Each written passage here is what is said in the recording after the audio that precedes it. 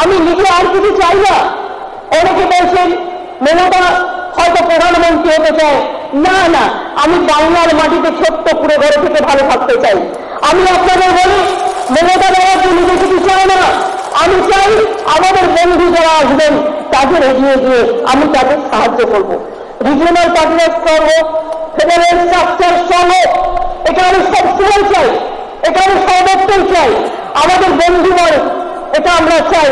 পার্লামেন্টে আমাদের সংসদরা খুব ভালো ভালো কাজ করুক, এটা আমি চাই। বিধানসভায় ভালো করে কাজ করুক, এটা আমি চাই। আমাদের দলের কৃষকরা, ক্ষেত্রের যে সংগঠন ভালো করে এগিয়ে চলুক, সংখ্যালঘু ছেলে মেয়েরা ভালো করে কাজ করুক। ঈদ গেছে, আপনাদের ঈদ মোবারক জানাই, রথযাত্রা গেছে, অভিনন্দন জানাই। দুর্গাপুজো আসছে, বকরিদ আসছে, মহরম আসছে, সবাই সম্প্রীতি লক্ষ্য রক্ষা করব। আজকাল হঠাৎ আমি লক্ষ্য করছি একটা অ্যাক্সিডেন্ট হলে ও হিন্দু নয় মুসলমান, রাস্তায় দুজনের মধ্যে মারপিট করিয়ে দিচ্ছে বিজেপি বা কেউ কেউ। এগুলোকে রুখতে হবে, এগুলো সামাজিক অবক্ষয়।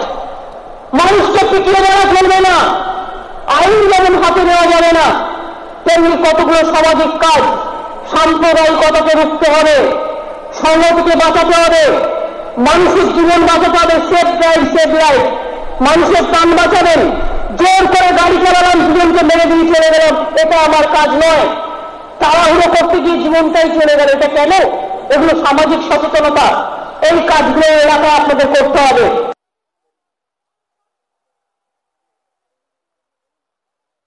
মমতা ব্যানার্জি এসে উপস্থিত হয়েছেন। আপনারা সকলে বাদিকে শান্তভাবে বসুন। সমস্ত সমাবেশ অত্যন্ত শৃঙ্খলার সঙ্গে চলছে।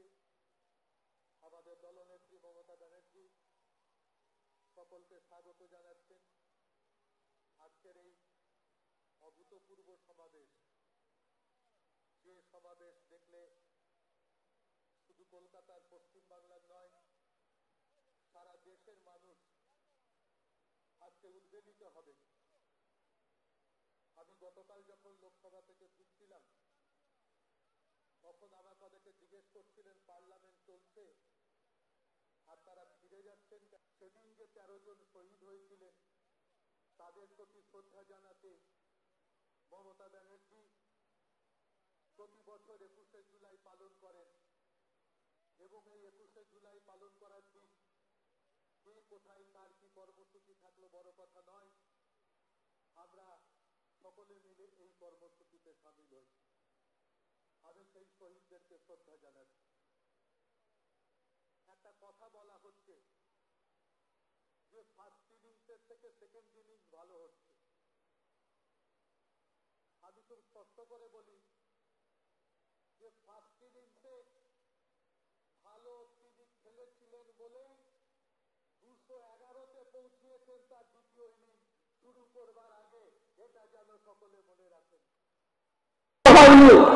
তা সত্ত্বেও মনে রাখবেন, আমাদের কর্মীরা মানুষকে সাথে নিয়ে ইঞ্চিতে ইঞ্চিতে লড়াই করেছে, মাটিতে কামড়ে পড়ে থেকে লড়াই করেছে।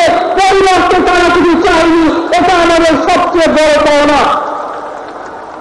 আগামী দিনে আমি এই তৃণমূল কংগ্রেস দেখতে চাই, যে তৃণমূল কংগ্রেস রাস্তা দিয়ে হেঁটে যাবে, মানুষ গর্ব করে বলবে দেখো দেখো একটা তৃণমূল কংগ্রেসের কর্মী যাচ্ছে, কত ভালো, আমার বিপদ হলে ওকে ডাকতে হয় না, ও আমার পাশে এসে দাঁড়িয়ে যায়। আমাদের সরকার জেনে রাখবেন, আমি কোন মানুষের বিরুদ্ধে কাজ করতে কখনো অ্যালাউ করবে না। আমি জনগণের পক্ষে, আমাদের রাজনৈতিক দল জনগণের পক্ষে, আমাদের সরকার জনগণের পক্ষে। কিন্তু এটাও মনে রাখবেন, কারো শিক্ষা, অপপ্রচার, চক্রান্ত, ষড়যন্ত্র এটাও আমরা মেনে নেব না। ভাই যারা পেছন থেকে আসছেন তারা খেলছেন। আমি প্রতিবার দেখি আমার মিটিংয়ের সময় কেউ করে, প্লিজ বসুন, বসুন চুপ করে। পেছন দিকে ব্যারিকেড করবেন, ঢুকতে পারেন না। পেছন দিকে ব্যারিকেড করবেন, ঢুকতে পারেন না। যে